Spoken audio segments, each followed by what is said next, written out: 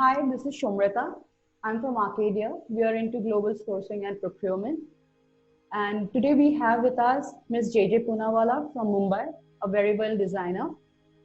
So, ma'am, as we have taken your time today for a brief discussion, we want to know a little bit more of you as a designer and your principles and beliefs that have been guiding you through. So, first, just I wanted to understand, how you decided to become an interior designer and how your journey has been in the last 20 years of your career. So, interior designers need to be creative and have a technical skill set. Our education, qualifications, and licenses, combined with the knowledge of life, safety, and budgets, leads to designing an inspiring space rather. Growing up, I have always been fascinated with structures and how they felt internally and externally. Being good with maths and artistic by nature, the two combined well enough to make me want to do architecture. So hence we started off thinking of architecture, which focuses more on the exterior, but I'm graduated as such to have veered more towards interior design because of the feelings of freedom and creativity. And it's not as restricted architecture as, I feel architecture can be a little more restrictive than interior design. And from that realization, when that dawned on me, I became more interested, more passionate about how I can utilize the spaces available and began linking with contemporary examples that are happening around the world. This spiked my interest even more. You see, I feel interior designers impact the lives of people in a given environment, whether meeting their needs in corporate spaces, in restaurants, in hotel rooms, fitness centers, or libraries. Interior spaces can make a difference in how life is experienced. I've been designing interiors for almost 21 years now, and I still get asked from time to time, how long have you been in the industry? Can you believe that? The answer for me is it's too long a time, it's too short a time. There's really nothing that I can say that even the 21 years that have been here have made any change. As a child, I remember I was always fascinated by buildings. Every summer with my family, I would take a vacation. I would go want to explore the hotel, the lobby, every inch of the facility. Even as a 7 or 8-year-old, I could tell you about every detail of that building or home that I ever visited, even years after the trip. And now, some days after a grueling day where things just don't seem to go right, I ask myself, why did I choose interior design? But every minute of this journey has had a meaning, a purpose, and that has helped me to grow. So my very next question was that you always dreamt of designing or not, but then I understand that since childhood, you always wanted to do design. Yes, very much so. Design has been a passion. I've always felt, and I always say that you need to curate a space rather than just decorate it. That means using collections that complement the particular characteristics of each object. So during the design phase, it's important to outline unique and personal environments that can filter diverse styles, objects, preferences, and with a avant-garde look, I would say. This process gives life to spaces that are both sophisticated and delicate extensions of the client's interests. I mean, the client is the main focus of how we design the space. It has to focus on the client. We are just a medium to guide towards this. So I always try to create environments with soul, with meaning, taking advantage of the natural beauty in the materials, panoramas outside, anywhere. So I spend most of my time studying the surroundings to help better understand which foliage, which lighting, which horizon, which natural elements can also fit the whole visual atmosphere, the environment, that whole has to come together for the client. That atmosphere that is just right for that particular client.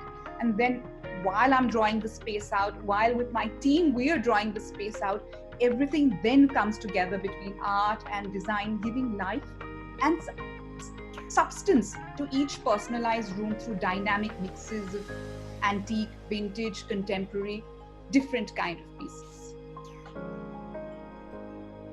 So, ma'am, in your understanding or in your beliefs, what you value more, the sense of achievement or the sense of satisfaction when you complete a project, or both? Difficult question. Yeah. So,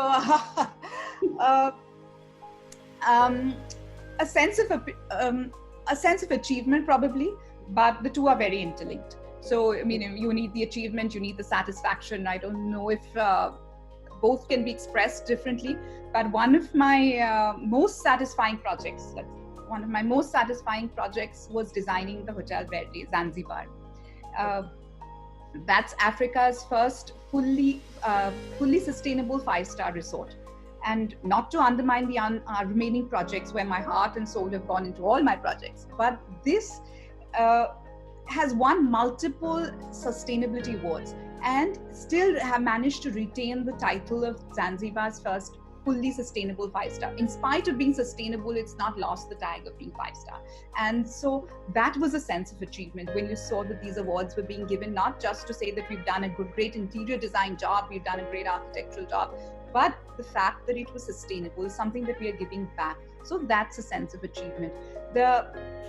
This hotel actually has sustainability to its very, very core. Not only is the building sustainable, but green principles, processes, measures ensure all the operations are eco-friendly and are continually assessing us for improvement. So they keep talking that this could have been improved, so it's a constant learning experience, a learning process to better thing. And while undergoing training for this, the sense of satisfaction of trying to give back to planet Earth, that is something more than saying that I've done a great job and I've done a great interior design and wow, this is, broken all kinds of design sensibilities that we've seen before. During this design, we used regenerative drive elevators, responsibly sourced, recycled, eco-friendly furniture and products. All of these used where, everywhere where it is feasible. Gray, black water recycling, that's never been done before to that extent, where it was done on an island resort, at a whole resort. So we did all of that, incorporated that from the architecture into our interiors. So all the sanitary fittings that we use, we had to spec that, the materials from which rainforest it had come, it had not come, where the wood, it was an experience on a whole thing. And in today's scenario, when we see how the earth has reacted to being undisturbed in our current day and current time with this whole pandemic around us, the feeling that we should and we can give back, this is of utmost importance to me. And ma'am, it was also it was pleasure working with you for this particular project. Yes, it's been a pleasure working with you all and so satisfactorily. Even our client has said that you've been so professional on this entire project. Yes. Thank you, ma'am. Because I'll come back to that a little later, about your experience of working with us, because we have worked with very many projects with you as well, other than this. Yes. So I'll just come back to that towards the end of the interview maybe. But I just also wanted to understand, ma'am, when you design for a project, so what do you give your attention to the most? Or rather the priority to the most when you design for a project? So our details, would you mean how much of it do we emphasize on our details and stuff like that? No, for example, what I wanted to mean is if you're designing for a client, now what aspect would you give more attention to for the design?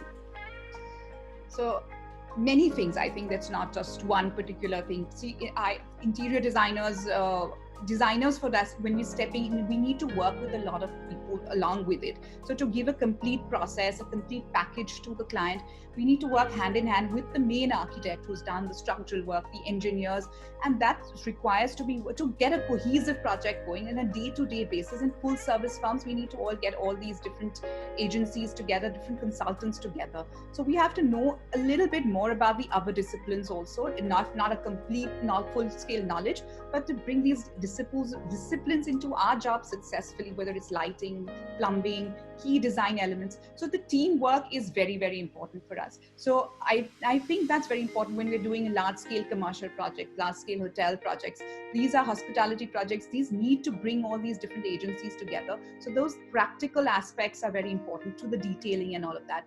And that's where I think we need to give the most attention to. And sometimes you lack. You try to tend to see the aesthetics more and how is this going to look, but where the smoke detectors and the sprinklers finally come in and clash everything, all of that needs to be sorted and work together to make sure that it's the complete package. And now none of them are out of place and everything works together.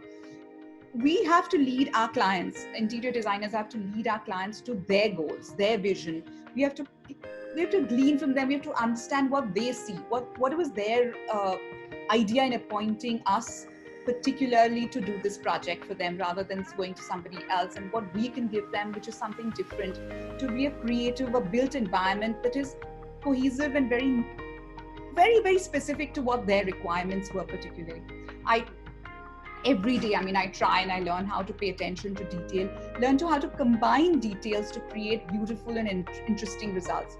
Interior design for me is about solving problems, putting the pieces together in a functional end result. Your client or a client has the kit of parts. For me, I feel something like that. And they've just kind of, we're trying to bring everything together to do it in a whole complete package on the whole thing. So it's up to us to make it into a real design solution. And we possess collaboration skills. We need to do that and to make that magic happen. Really nice to know.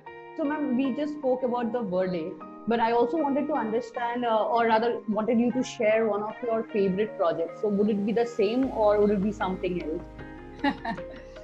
So I like all my projects because everyone is different. Everything is different. So that's our particular forte, right? We try not to design anything or anything which is repetitive. So if you see that all our projects look different. But one of my favorites has been an R&D center for Merrill. That's a healthcare solutions provider, which is in the heart of Gujarat, and they do research and innovation. But I had some great experiences learning and watching the scientists there, right? I mean, generally you have residential clients and you have, typical hotel clients and all of this. This was one step ahead. We had scientists there and we tried to create new experiences then for an highly intelligent. I mean, the scientists are brilliant on their own. So how do we help to create an intelligent space for them to help them to become more creative, and how are we going to guide them?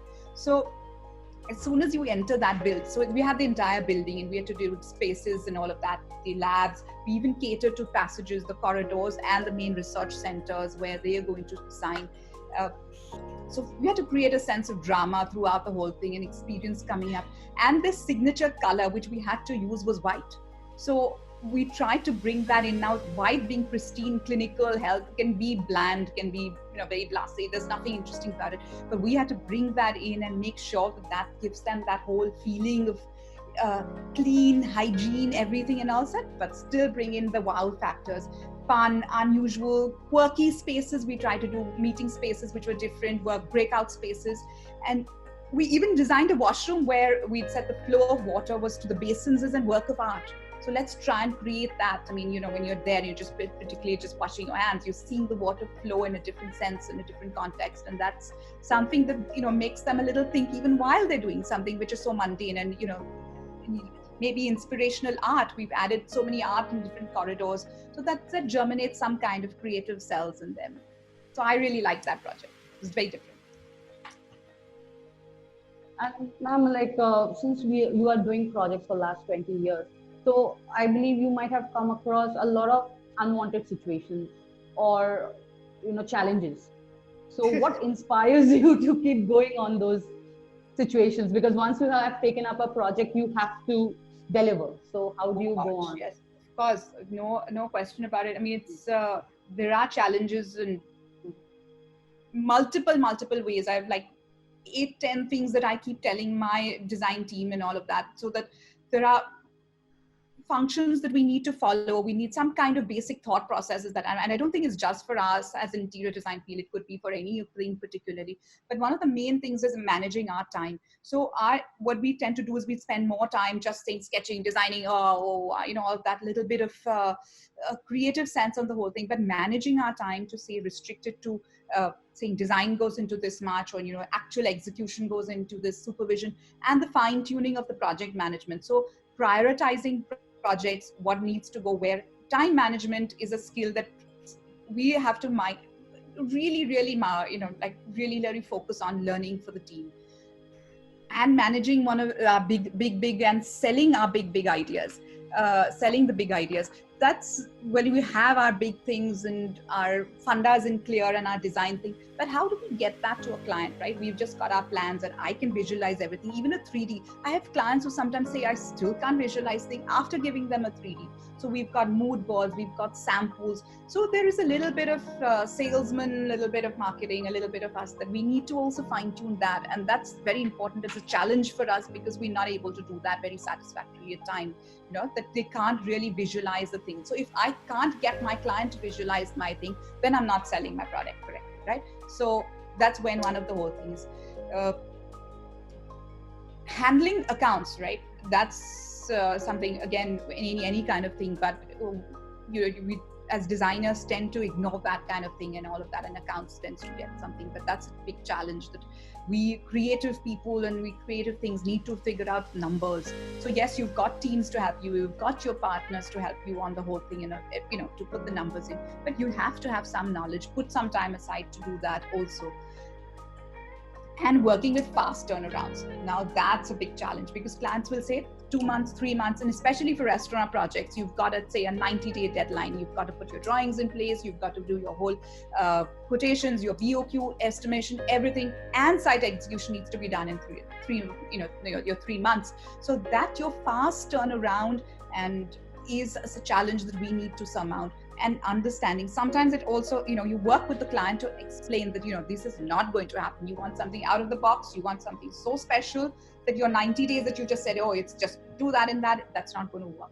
But we try and work within this. So fast turnarounds are essential. More than architecture, interior design is where it is there. And I think another challenge is to introduce timeless style. So everybody gets very caught up in the current trends and all of that. Yes, current trends are very important. Very, very. That was my next question, actually. Okay, so we'll do that. But current trends, though they're important, I think timeless style. So you don't want to do your house again in the next 4 or 5 years. You want it to last with you. You want your design to grow with you. So timeless style and how to merge the trends, that's a challenge. So you have to keep updated with the trends. You have to keep the whole thing, but not lose your inherent sense of style on that. So I think these are some of the main challenges that we come across on a day-to-day basis. And they are actually very challenging if you don't handle them well, because yes, it can really go in a different direction. Yes. But yeah, on a personal note, I wanted to say this because you were describing your designs and all. I also like the idea, like I have seen one of your projects recently. And I like the way you pick up small things. Even the mirrors in the washroom were like very, very innovative in each and every washroom. So those small things are like something that even I think the clients would appreciate, that you are, and even you are so passionate to show that, like, I have done this washroom with this mirrors. So very sweet. Those things happen. So ma'am, since you already had mentioned a little that what is the current trend of design. So I wanted to understand, what is the current trend of design and what is the future of the design industry how do you see it in the next 5 years or so? I don't think there's a crystal ball that, we say, what are the current trends for 2019? What are the current trends of 2020? But, and we really thought about this in Jan, and we would sat down as a team. We thought that, thought what's going to happen before Milan and before everything. We need to think about what's going to happen, right? Clients do want us to be up to date with what's going to happen and all of that. And to say the truth, some of these thoughts are going to carry on in spite of the pandemic and everything and all of that. Some of them, again, are timeless. Some of them have to be tweaked to 2020. And hopefully that will not expire the date of, the whole things. 4 or 5 trends that we looked at in the beginning, and we feel that that's going to, and already started. In fact, we're doing a project, a boutique hotel in Daman, and that's already being reflected, some of these trends, which we're trying to put that into things. One of them is, I feel, is built-in seating.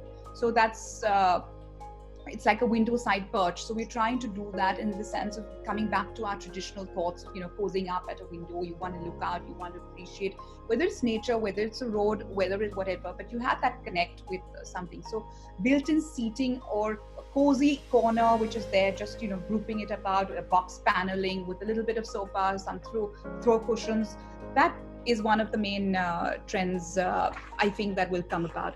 The Another thing to add on to that, of course, is that when we're doing it with, and again, something that we're reflecting in the Daman property is the arches. So we're trying to bring back a little bit of a reflection of the local architecture, a little bit of our traditional Indian background. The thing was taking inspiration from, say, Greek or Greece and, the Santorini kind of look, but bringing back arches. So arches is something that will go on. And again, that's a little bit of the timelessness style added to that. Fat furniture. That, I mean, by meaning saying fat, I mean like really plush, really sinking type of thing. Again, that's that comfort with the warmth, the sinking feeling that we want. We want, you want to feel comfortable. You want to feel good. And if you're, cocooned, you're feeling comfortable. That's one of the ways that you can feel good about yourself and feel, at the end of the day. So whether that's in the form of sofas, in the form of chairs, anything on the whole thing, we can, you can add a lot to that. And colors wise, we need to add, like say, I feel the Pantone color of the year. So the Pantone color of the year was a classic blue, is a classic blue. But I also like a dusty green. So that's a little bit in the blue green, the aqua family, but the dusty green is something which is in the pastel tones. And I'm seeing dusty greens from olive to pistachio. That's gaining traction in the homes currently right now. And you work that in a palette, say a pop of color, if you stick into neutrals and you mix it with, say, a pink terrazzo. Terrazzo is very happening. So terrazzo backsplash, and you have these dusky green kitchen counter cabinets in a kitchen counter, that will work. And again, that's going to last you for many years to come. So it's not something that's going to expire in this. And I think wood paneling is here to stay. Wood paneling doesn't, you don't have to think of it as just being a modern home, right? If you're wooden paneling and all of that, it's a sentiment that's about to be used in say, if you want to use it in a skinny slatted style, or you want to apply it at interesting angles. Walls, which, the wooden walls can actually feel fresh rather than being dark and oppressive and all of that. So in an unfussy fashion of using wooden paneling can really change the whole thing. And I think that's a sense of warmth that can bring, that which is lacking in certain homes, that can help to bring back on the whole thing.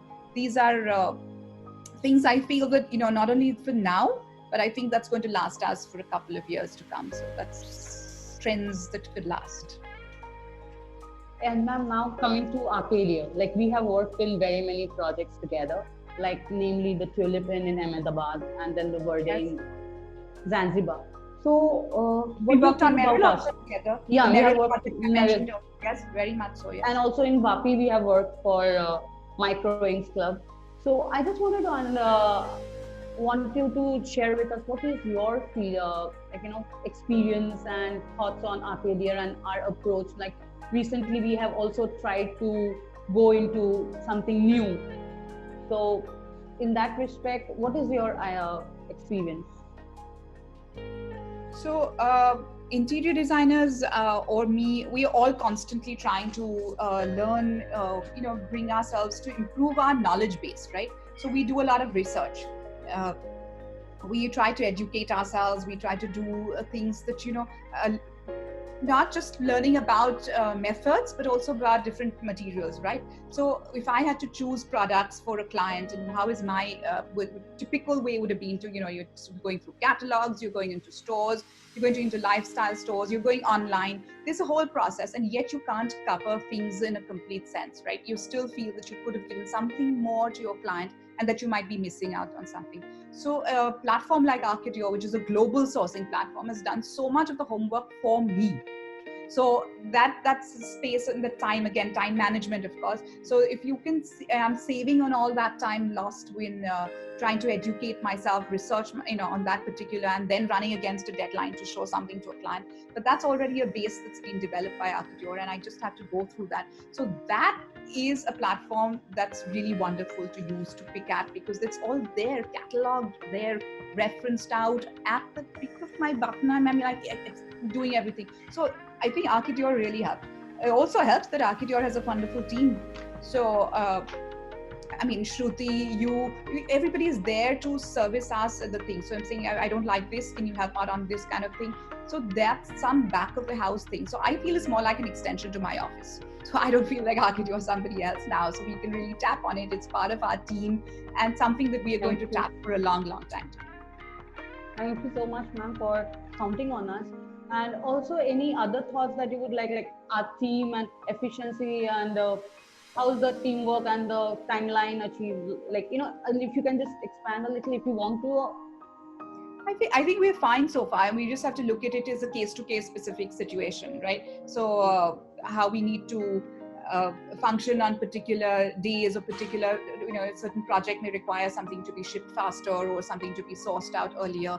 So I think I don't have a problem with the times at all on the whole things, but I said we need to look at it from case to case and how we can analyze each project and all of that. I've been thrilled with the experience I've had with Arkidio, so I don't really see anything at all. And we hope to work together for a very long time. Thank you, ma'am. It was a pleasure speaking to you, and it's always a pleasure working with you. So I hope forward to many more successful projects together. Yeah. Sure, ma'am. Thank you very much for your time. Please stay safe and take care. Thank you to Arkidio and your team for hosting us today. Thank you, ma'am. It's a pleasure. Bye-bye. Bye-bye.